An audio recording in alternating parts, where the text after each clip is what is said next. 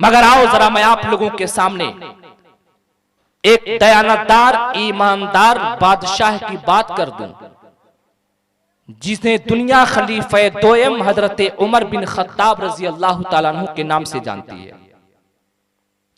इनकी हिस्ट्री, इनके बायोडाटा, इनकी बायोग्राफी को अगर मैं रखना शुरू कर दूं तो कम से कम 2.5-3 घंटे लगेंगे।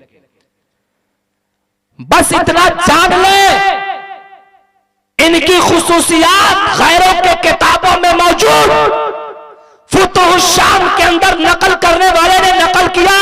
राइटर लिखता है जब उमर बिन खत्ताब गए हैं, वहां के पोप ने, वहां के पादरी ने उमर बिन खत्ताब के चेहरे को देख करके कुंजी ला करके उनके हवाले कर दिया, खजाने के तमाम चाबियों को ला करके सामने किया और कहा ये शहर, ये शहर, ये जगह आपके नाम है, ये खजाने आपके नाम है। उमर बिन खत्ताब ने कहा क्यों? कहा इसलिए कि मैं देख रहा हूं जो किताबों के अंदर मौजूद है कि वो आने वाला एक शख्स आएगा जो खलीफे दोयम होगा, उसका नाम उमर बिन खत्ताब होगा, उसके चादर पर 17 पैबंद होंगे। अगर वो आए उससे जंग ना करना, तुझे शिकस्त फाश होगी। जैसे ही वो आए उसके सामने अपने आप को सरेंडर कर देना, उसी में तुम्हारी आफियत, तुम्हारी भलाई नजर आएगी। मेरे प्यारे बुजुर्गों और दोस्तों, ये कौन है? ये उमर बिन खत्ताब रजी अल्लाह ताला 22 लाख मुरब्बा मील पर तन्हा हुकूमत करते थे। कनात और सब्र का हाल ये था। अल्लाह अकबर। बीवी ने एक रोज कहा घर में घी मौजूद नहीं है, डालडा मौजूद है। कहा कोई बात नहीं है, अगर हमारी रियाया घी नहीं खाती है तो उमर को भी हक नहीं है कि वो घी खाए, बल्कि उमर भी डालडा ही खाएगा। एक रोज उमर बिन खत्ताब रजी अल्लाह ताला डालडा खाने की वजह से पेट में मरोड़ शुरू हो गया, दर्द होने लगा और पेट में आवाज देना शुरू कर दिया। जैसे कभी कभार होता यह है कि पेट से आवाज आने लगती है, साए साए की आवाज आती है। उमर बिन खत्ताब ने पेट की चमड़ी को पकड़ करके 2-3 तमाचा रखा है पेट पर और कहा तुझे नहीं मालूम कि मुस्तफा की उम्मत घी नहीं खाती है तो उमर कैसे खाएगा? सुन, जिस दिन मेरी रियाया घी खाना शुरू कर देगी उस दिन उमर भी घी खाएगा। अभी बर्दाश्त कर, अभी उमर घी नहीं खाता है, डालडा खाता है, डालडे पर ही क़नाअत कर। उमर सब्र करता है, तू भी सब्र कर। जरा बताओ प्यारे, ये कौन है? खलीफे दोयम है उमर बिन खत्ताब रज़ी अल्लाह ताला। रात की तारीकी में सोते नहीं थे, पूरी पूरी रात जग करके अपनी रियाया का ख्याल करते थे। एक रात रियाया के ख्याल के लिए निकले, गश्त कर रहे हैं। सुबह की सफेदी नमदार होने वाली है।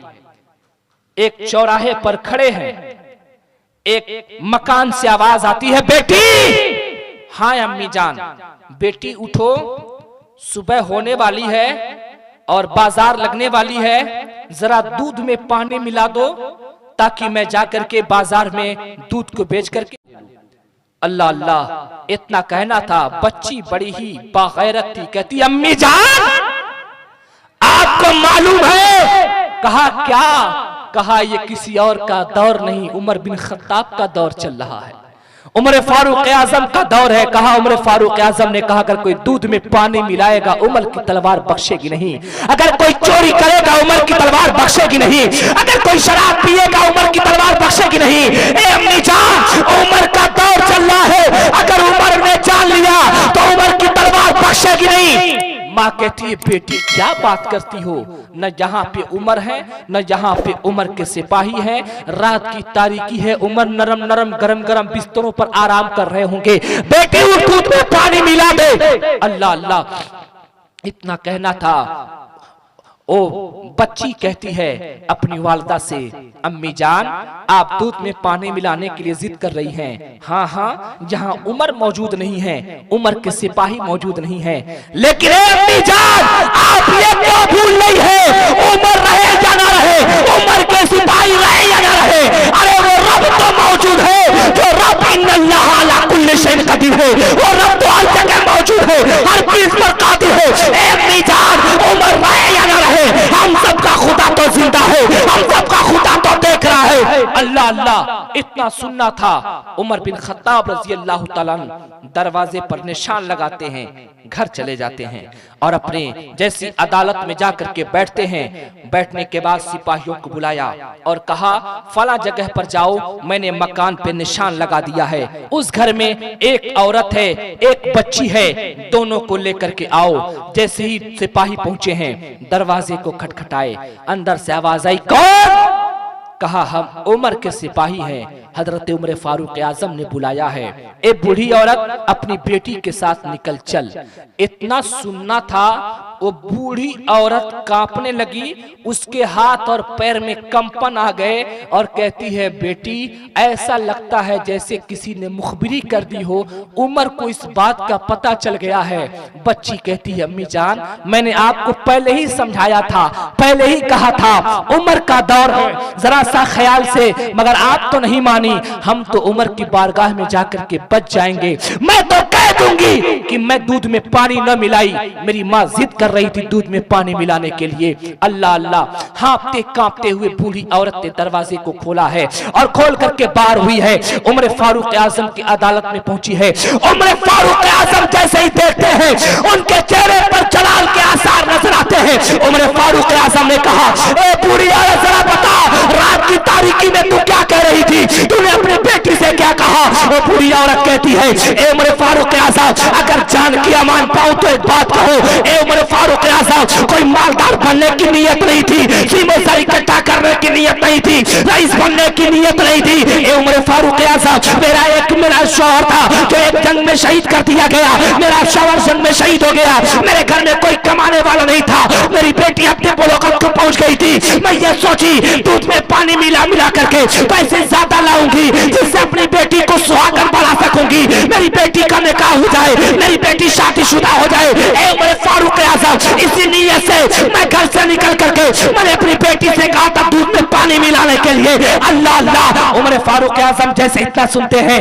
बच्ची को करीब करते हैं और करीब करने के बाद कहते हैं ए बच्ची जरा तू बता तू क्या कह रही थी? वो बच्ची बोल पड़ती है ए उमर फारूक आजम मैं रात की तारीकी में अपने माँ से कह रही थी ए अम्मी जान, ए अम्मी जान, ए वालिदे मुकर्रमा मैं दूध में पानी नहीं मिला सकती। मेरी माँ ने कहा क्यों? मैं इसमें बोली इसलिए नहीं मिला सकती कि उमर देखे या ना देखे, उमर के सिपाही देखे या ना देखे, उमर का खुदा जरूर देख रहा है, हम सबका रब जरूर देख रहा है। उमर फारूक आजम आगे बढ़ते हैं और बढ़ने के बाद कहते हैं बेटी दिल तो ये करता है तेरे पेशानी का बोसा ले लूं, तुझे सीने से लगा लूं, मगर शरीयत इजाजत नहीं देती है। अपने बेटों को बुलाते हैं और बुलाने के बाद कहते हैं ए मेरे बेटो इन बेटों में से कौन है जो इस बच्ची से निकाह कर ले, उमर के दिल को खुश कर दे, अल्लाह और रसूल को राजी कर दे।